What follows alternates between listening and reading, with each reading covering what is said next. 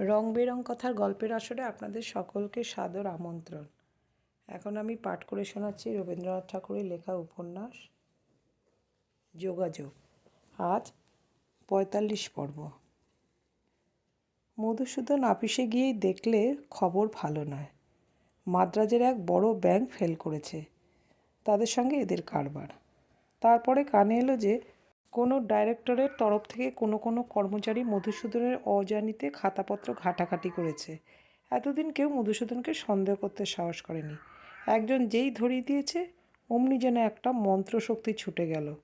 বড় কাজে ছোট ত্রুটি ধরা সহজ। যারা মাতব্বর তারা কত খুচরো হাড়ের ভিতর দিয়ে মোটের উপর মস্ত করেই যেতে। মধুসূদন বরাবর তেমনি জিতেই এসেছে, তাই বেছে বেছে খুচরো হাড় কারো নজরেই পড়েনি।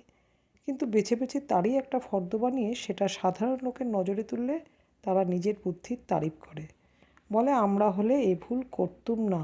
এ তাদের বোঝাবে যে ফুটো নৌকো নিয়ে মধুসূদন পাড়ি দিয়েছে, নইলে পাড়ি দেওয়াই হতো না।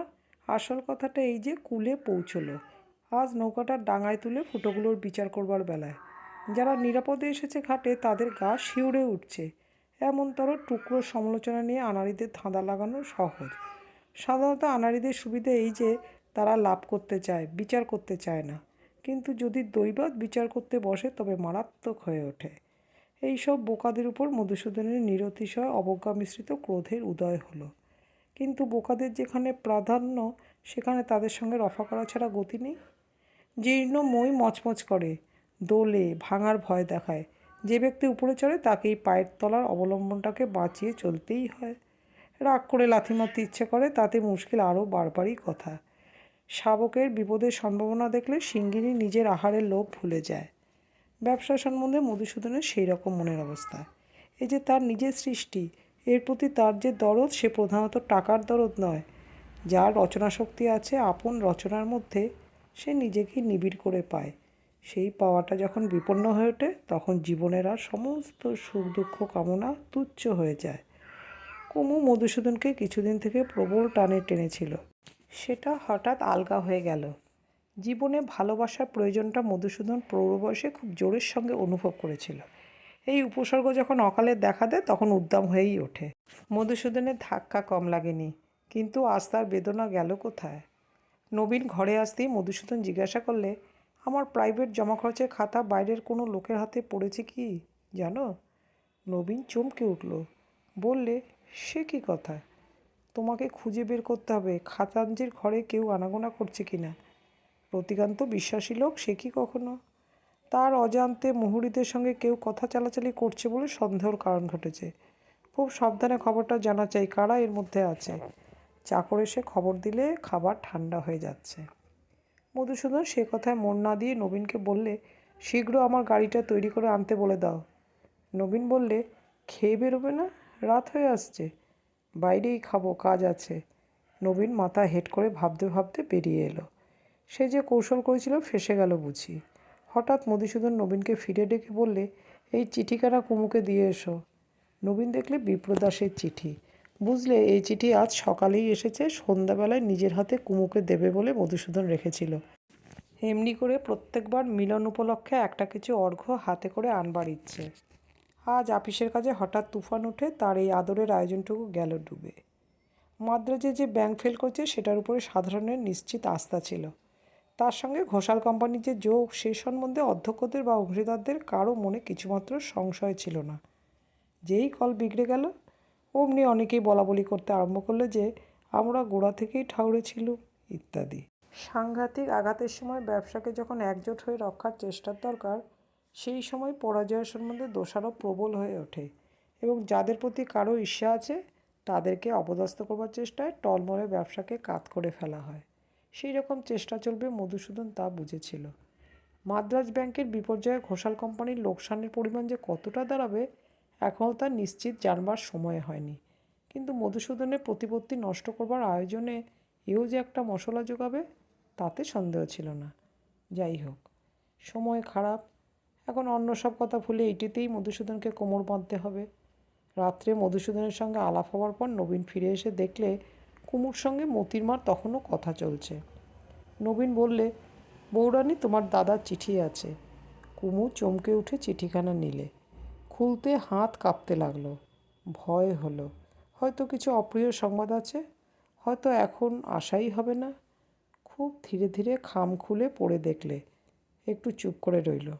মুখ দেখে মনে হলো যেন কোথাও ব্যথা বেজেছে।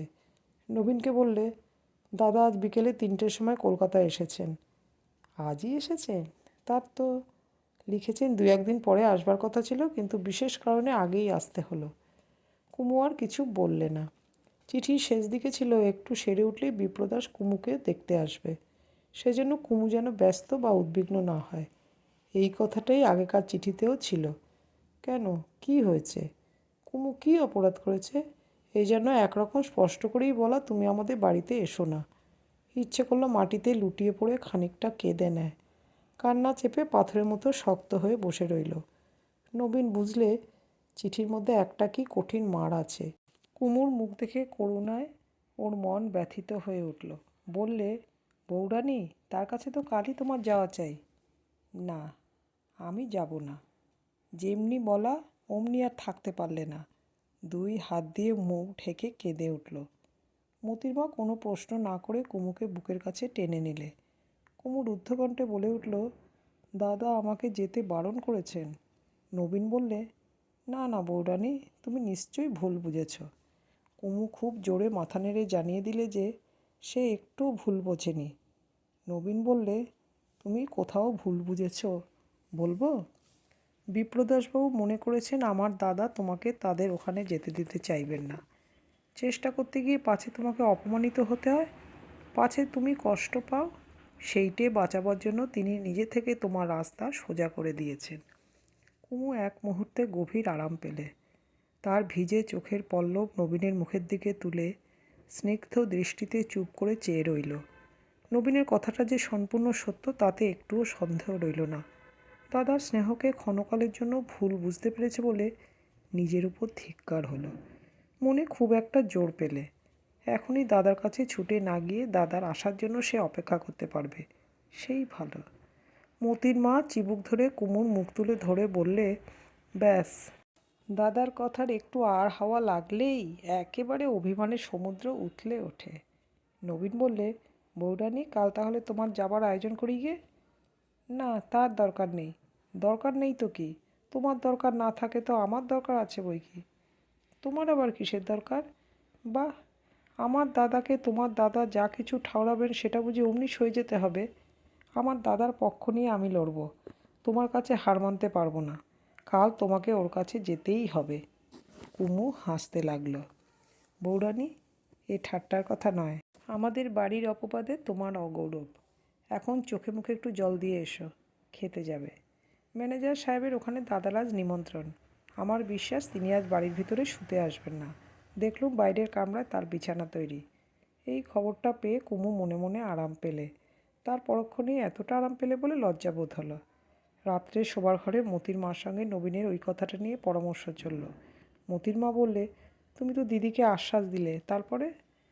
তারপরে আবার কি, নবীনের যেমন কথা তেমনই কাজ। বউরানীকে যেতেই হবে, তারপরে যা হয় তা হবে। নতুন গড়া রাজাদের পারিবারিক মর্যাদাবোধ খুবই উগ্র। এরা নিশ্চয়ই ঠিক করে আছেন যে বিবাহ করে নববধূ তার পূর্ব পদবীর চেয়ে অনেক উপরে উঠেছে।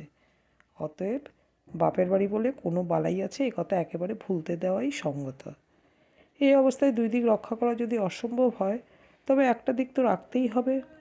সেই দিকটা যে কোনটা তা নবীন মনে মনে পাকা করে রাখলে। যেখানে দাদার অধিকার চরম, সেখানেও কোনো দিন দাদার সঙ্গে লড়াই বাঁধাতে সাহস করতে পারবে এ কথা আর কিছুদিন আগে নবীন স্বপ্নেও ভাবতে পারত না। স্বামী স্ত্রীতে পরামর্শ করে স্থির হলো যে কাল সকালে কুমু একবার মাত্র বিপ্রদাসের সঙ্গে কিছুক্ষণের জন্য দেখা করে আসবে। এই প্রস্তাব মধুসূদনের কাছে করা হবে। যদি রাজি হয় এবং কুমুকে সেখানে পাঠানো যায়, তাহলে তারপরে সেখান থেকে 2-4 দিনের মধ্যে তাকে না ফেরবার সঙ্গত কারণ বানানো শক্ত হবে না। মধুসূদন বাড়ি ফিরল অনেক রাত্রে, সঙ্গে একরাশ কাগজপত্রের বোঝা। নবীন উবকি মেরে দেখলে মধুসূদন শুতে না গিয়ে চোখে চশমা এঁটে নীল পেন্সিল হাতে আপিস ঘরের ডেস্কে কোনো দলিলে দাগ দিচ্ছে, নোট বইয়ে নোট নিচ্ছে। নবীন সাহস করে ঘরে ঢুকেই বললে, দাদা, আমি কি তোমার কোনো কাজ করে দিতে পারি? মধুসূদন সংক্ষেপে বললে, না, ব্যবসার এই সংকটের অবস্থাটাতে মধুসূদন সম্পূর্ণ নিজে আয়ত্ত করে নিতে চায়। সবটা তার একার চোখে প্রত্যক্ষ হওয়া দরকার। এ কাজে অন্যের দৃষ্টির সহায়তা নিতে গেলে নিজেকে দুর্বল করা হবে। নবীন কোনো কথা বলবার ছিদ্র না পেয়ে বেরিয়ে গেল। শীঘ্র যে সুযোগ পাওয়া যাবে এমন তো ভেবে বোধ হলো না। নবীনের পণ কাল সকালেই বৌরানীকে রওনা করে দেবে। আজ রাত্রেই সম্মতি আদায় করা চাই। খানিকক্ষণ বাদে নবীন একটা ল্যাম্প হাতে করে দাদার টেবিলের উপরে রেখে বললে, তোমার আলো কম হচ্ছে। মধুসূদন অনুভব করলো এই দ্বিতীয় ল্যাম্পে তার কাজের অনেকখানি সুবিধা হলো। কিন্তু এই উপলক্ষেও কোনো কথার সূচনা হতে পারল না। আবার নবীনকে বেরিয়ে আসতে হলো। একটু পরেই মধুসূদনের অভ্যস্ত গুড়গুড়িতে তামাক সেজে তার চৌকির বাঁ পাশে বসিয়ে নলটা টেবিলের উপর আস্তে আস্তে তুলে রাখলে। মধুসূদন তখনই অনুভব করলে এটারও দরকার ছিল। ক্ষণকালের জন্য পেন্সিলটা রেখে তামাক টানতে লাগলো। এই অবকাশে নবীন কথা পারলে, দাদা শুতে যাবে না? অনেক রাত হয়েছে। বৌরানী তোমার জন্য হয়তো জেগে বসে আছেন। জেগে বসে আছেন কথাটা এক মুহূর্তে মধুসূদনের মনের ভিতর গিয়ে লাগলো। ঢেউয়ের উপর দিয়ে জাহাজ যখন টলমল করতে করতে চলেছে, একটা ছোট ডাঙার পাখি উড়ে এসে যেন মাছ তুলে বসল। ক্ষুব্ধ সমুদ্রের ভিতর ক্ষণকালের জন্য মনে এনে দিল শ্যামল দ্বীপের নিভৃত বনচ্ছায়ার ছবি। কিন্তু সে কথায় মন দেবার সময় নেই। জাহাজ চালাতে হবে। মধুসূদন আপন মনের এইটুকু চাঞ্চল্যে ভীত হলো। তখনই সেটা দমন করে বললে, বড় বউকে শুতে যেতে বলো, আজ আমি বাইরে শোবো। তাকে না হয় এখানে ডেকে দিই বলে নবীন গুড়গুড়ির কলকেটাতে ফু দিতে লাগলো। মধুসূদন হঠাৎ জেগে উঠে বলে উঠল, না না। নবীন তাতেও না দমে গিয়ে বলল, তিনি যে তোমার কাছে দরবার করবেন বলে বসে আছেন। মধুসূদন বললে, এখন দরবারের সময় নেই। তোমার তো সময় নেই দাদা, তারও তো সময় কম। কি হয়েছে কি? বিপ্রদাসবাবু আজ কলকাতায় এসেছেন খবর পাওয়া গেছে। তাই বৌরানী কাল সকালে সকালে যেতে চান? বেশিক্ষণের জন্য না, একবার কেবল। মধুসূদন হাত ঝাঁকানি দিয়ে উঠে বললে, তা যান না, যান। ব্যাস, আর নয়, তুমি যাও। হুকুম আদায় করেই নবীন ঘর থেকে এক দৌড়। বাইরে আসতে মধুসূদনের ডাক কানে এসে পৌঁছল, নবীন। ভয় লাগলো, আবার বুঝি দাদা হুকুম ফিরিয়ে নেয়। ঘরে এসে দাঁড়াতেই মধুসূদন বললে, বড় বউ এখন কিছুদিন তার দাদার ওখানে গিয়েই থাকবে, তুমি তার জোগাড় করে দিও। নবীনের ভয় লাগলো। দাদার এই প্রস্তাবে তার মুখে পাছে একটুও উৎসাহ প্রকাশ পায়, এমনকি সে একটু দ্বিধার ভাব দেখিয়ে মাথা চুলকোতে লাগলো। বললে, বৌরানী গেলে বাড়িটা বড় খালি খালি ঠেকবে। মধুসূদন কোনো উত্তর না করে গুড়গুড়ির নলটা নামিয়ে রেখে কাজে লেগে গেল। বুঝতে পারলে প্রলোভনের রাস্তা এখনও খোলা আছে, ওদিকে একেবারেই না। নবীন আনন্দিত হয়ে চলে গেল। মধুসূদনের কাজ চলতে লাগলো। কিন্তু কখন এই কাজের ধারার পাশ দিয়ে আরেকটা উল্টো মানুষধারা খুলে গেছে তা সে অনেকক্ষণ নিজেই বুঝতে পারেনি। এক সময় নীল পেন্সিল প্রয়োজন শেষ না হতেই ছুটি নিল।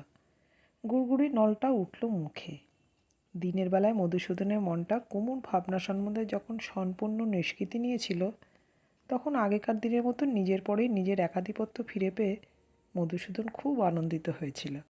কিন্তু যত রাত হচ্ছে ততই সন্দেহ হতে লাগলো যে শত্রু দুর্গ ছেড়ে পালায়নি, সুরঙ্গের ঘরে আছে গা ঢাকা দিয়ে।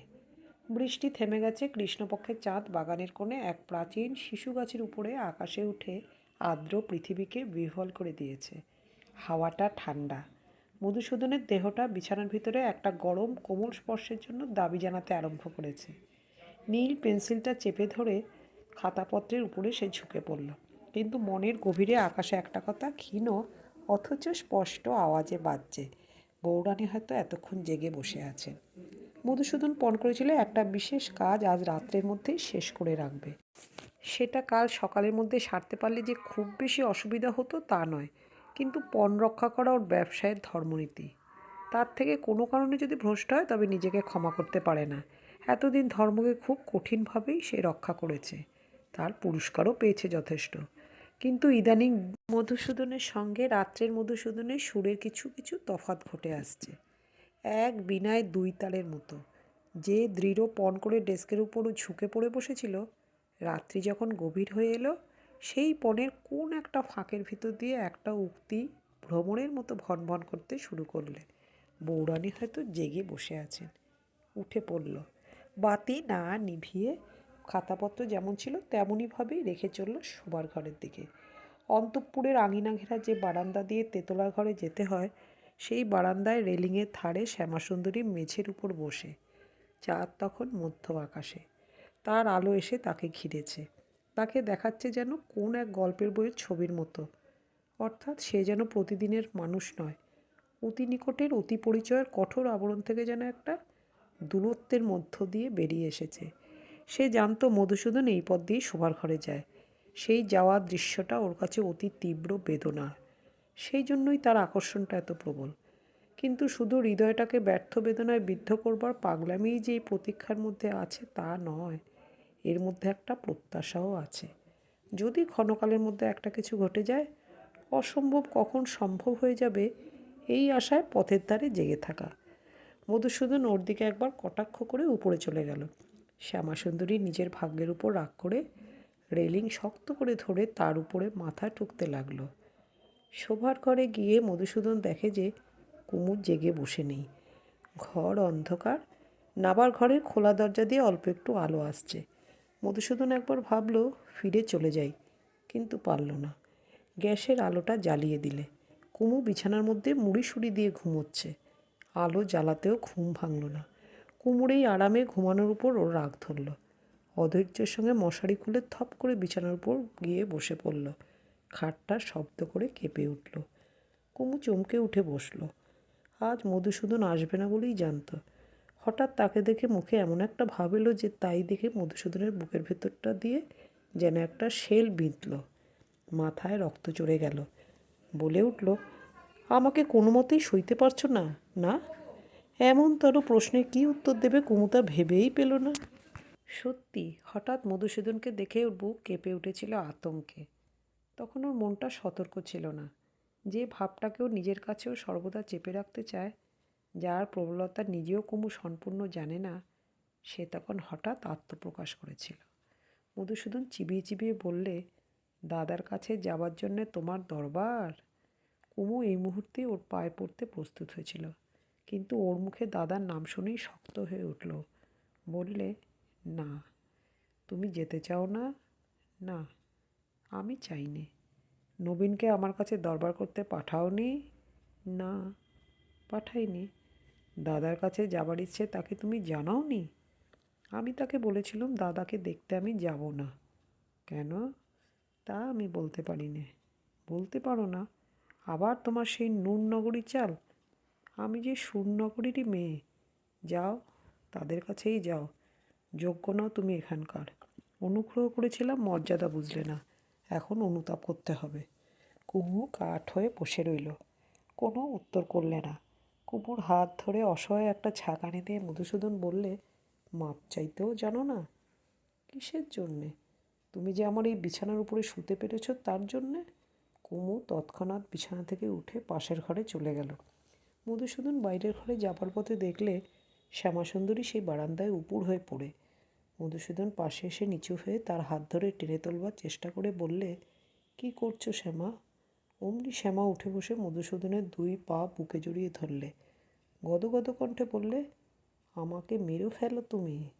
মধুসূদন তাকে হাত ধরে তুলে দাঁড় করালে। বললে, ইস, তোমার গাজে একেবারে ঠান্ডা হিম। চলো, তোমাকে শুয়ে দিয়ে আসি গে। বলে তাকে নিজের শালের এক অংশে আবৃত করে ডান হাত দিয়ে সবলে চেপে ধরে শোবার ঘরে পৌঁছিয়ে দিয়ে এলো। শ্যামা চুপি চুপি বললে, একটু বসবে না? মধুসূদন বললে, কাজ আছে। রাতের বেলা কোথা থেকে ভূত চেপে এতক্ষণ মধুসূদনের কাজ নষ্ট করে দেবার জোগাড় করেছে। আর নয়, কুমুর কাছ থেকে যে উপেক্ষা পেয়েছে তার ক্ষতিপূরণের ভাঁটার অন্য কোথাও জমা আছে, এটুকু সে বুঝে নিলে। ভালোবাসার ভিতর দিয়ে মানুষ আপনার যে পরম মূল্য উপলব্ধি করে, আজ রাত্রে সেটা অনুভব করবার প্রয়োজন মধুসূদনের ছিল। শ্যামাসুন্দরী সমস্ত জীবন মন দিয়ে ওর জন্য অপেক্ষা করে আছে। সেই আশ্বাসটুকু পেয়ে মধুসূদন আজ রাত্রে কাজের জোর পেল। যে অমর্যাদার কাঁটা ওর মনের মধ্যে বিঁধে আছে, তার বেদনা অনেকটা কমিয়ে দিলে। এদিকে রাত্রে কুমু যে ধাক্কা পেলে তার মধ্যে ওর একটা সান্ত্বনা ছিল। যতবার মধুসূদন তাকে ভালোবাসা দেখিয়েছে, ততবারই কুমুর মনে একটা টানাটানি এসেছে। ভালোবাসার মূল্যেই এর পরিশোধ করা চাই, এই কর্তব্যবোধে ওকে অত্যন্ত অস্থির করেছে। এই লড়াইয়ে কুমুর জেতবার কোনো আশা ছিল না, কিন্তু পরাভাবটা কুশ্রী। সেটাকে কেবলই চাপা দেবার জন্য এতদিন কুমু প্রাণপণে চেষ্টা করেছে। কাল রাত্রে সেই চাপা দেওয়া পরাভাবটা এক মুহূর্তে সম্পূর্ণ ধরা পড়ে গেল। কুমুর অসতর্ক অবস্থায় মধুসূদন স্পষ্ট করে দেখতে পেয়েছে যে কুমুর সমস্ত প্রকৃতি মধুসূদনের প্রকৃতির বিরুদ্ধ। এইটে নিশ্চিত জানা হয়ে গেল সে ভালো। তারপরে পরস্পরের যা কর্তব্য সেটা অকপটভাবে করা সম্ভব হবে। মধুসূদন ওকে কামনা করে, সেইখানেই সমস্যা।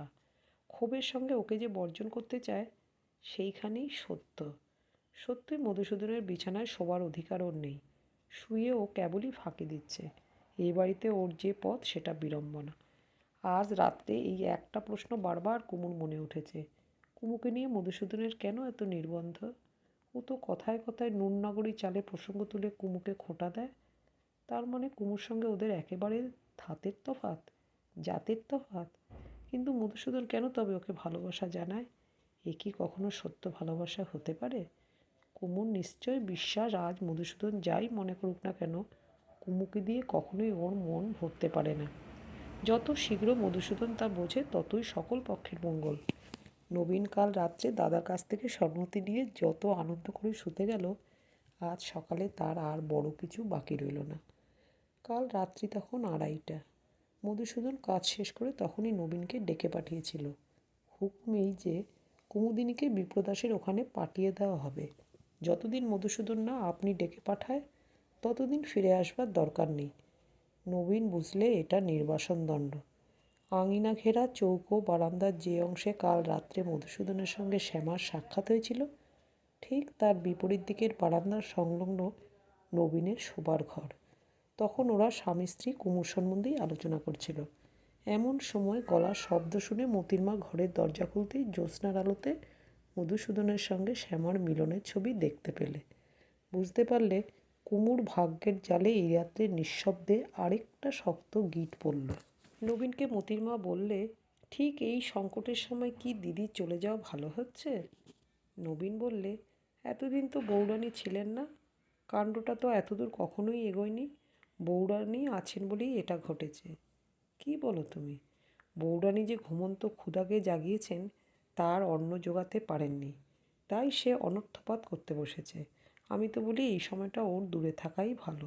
তাতে আর কিছু না হোক অন্তত উনি শান্তিতে থাকতে পারবেন। তবে এটা কি এমনিভাবেই চলবে? যে আগুন নেভাবার কোনো উপায় নেই সেটাকে আপনি জ্বলে ছাই হওয়া পর্যন্ত তাকিয়ে দেখতে হবে। পরদিন সকালে হাবলু সমস্তক্ষণ কুমুর সঙ্গে সঙ্গে ফিরলে। গুরুমশাই যখন পড়ার জন্য ওকে বাইরে ডেকে পাঠালে ও কুমুর মুখের দিকে চাইলে। কুমু যদি যেতে বলতো তো ও যেত, কিন্তু কুমু বেয়ারাকে বলে দিলে আজ হাবলুর ছুটি। বধূ কিছুদিনের জন্য বাপের বাড়ি যাচ্ছে, সেই ছুটি আজ কুমুর যাত্রার সময় লাগলো না। এ বাড়ি যেন ওকে আজ হারাতে বসেছে। যে পাখিকে খাঁচায় বন্দি করা হয়েছিল আজ যেন দরজা একটু ফাঁক করতেই সে উড়ে পড়ল। আর যেন এ খাঁচায় সে ঢুকবে না। নবীন বললে, বউরানী ফিরে আসতে দেরি করো না।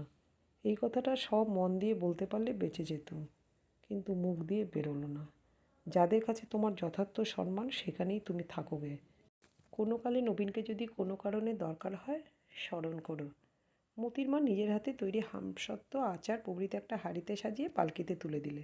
বিশেষ কিছু বললে না, কিন্তু মনে তার বেশ একটু আপত্তি ছিল। যতদিন বাধা ছিল স্থূল, যতদিন মধুসূদন কুমুকে বাইরে থেকে অপমান করেছে, মোতির মার সমস্ত মন ততদিন ছিল কুমুর পক্ষে। কিন্তু যে বাধা সূক্ষ্ম, যা মর্মগত, বিশ্লেষণ করে যার সংজ্ঞা নির্ণয় করা কঠিন, তারই শক্তি যে প্রবলতম এ কথাটা মোতির মার কাছে সহজ নয়। স্বামী যে মুহূর্তে প্রসন্ন হবে সেই মুহূর্তে অবিলম্বে স্ত্রী সেটাকে সৌভাগ্য বলে গণ্য করবে। মোতির মা এইটিকেই স্বাভাবিক বলে জানে। এর ব্যতিক্রমকে সে বাড়াবাড়ি মনে করে। এমনকি এখনও যে বউরানী সম্বন্ধে নবীনের দরদ আছে, এটাতে তার রাগ হয়। কুমুর প্রকৃতিগত বিতৃষ্ণা যে একান্ত অকৃত্রিম, এটা যে অহংকার নয়, এমনকি এইটি নিয়ে যে কুমুর নিজের সঙ্গে নিজের দুর্জয় বিরোধ, সাধারণত মেয়েদের পক্ষে এটা স্বীকার করে নেওয়া কঠিন। যে চীনে মেয়ে প্রথার অনুসরণে নিজের পা বিকৃত করতে আপত্তি করেনি, সে যদি শোনে জগতে এমন মেয়ে আছে যে আপনার এই পদসংকোচ পীড়নকে স্বীকার করা অপমানজনক বলে মনে করে, তবে নিশ্চয়ই সেই কুণ্ঠাকে সে হেসে উড়িয়ে দেয়। নিশ্চয়ই বলে ওটা ন্যাকামি। যেটা নিগুড়ভাবে স্বাভাবিক সেটিকেই সে জানে অস্বাভাবিক। মতির মা একদিন কুমুর দুঃখে সবচেয়ে বেশি দুঃখ পেয়েছিল। বোধ করি সেই জন্যই আজ তার মন এত কঠিন হতে আরম্ভ করেছে। প্রতিকূল ভাগ্য যখন বরদান করতে আসে, তখন তার পায়ে মাথা ঠেকিয়ে যে মেয়ে অবিলম্বে সেবা গ্রহণ করতে না পারে, তাকে মমতা করা মতির মার পক্ষে অসম্ভব, এমনকি মার্জনা করাও।